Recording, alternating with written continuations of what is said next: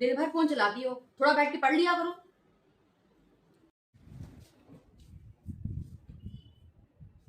नेहा, वो मेहमान आए हैं, नमकीन लिया जाके जा। अरे फिर पढ़ लेना, नमकीन लिया जाके जा।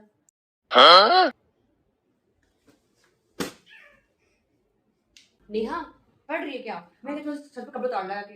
अरे बारिश होने लगी, मैं क्या करूं? छत से कपड़े लिया जा।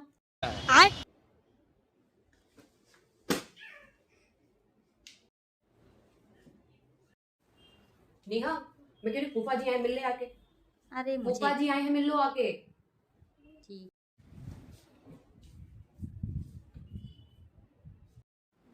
नेहा, मैं कह रही हूँ खाना खा लो चल के। नहीं खाऊंगी। अरे गरम गरम बना है, अभी खा लो फिर पढ़ लेना, और क्या। हे भगवान, जब पढ़ने बैठे तो पढ़ने देती नहीं हो। नहीं पढ़ना, जाओ, जैसे मैं फोन चला लूं।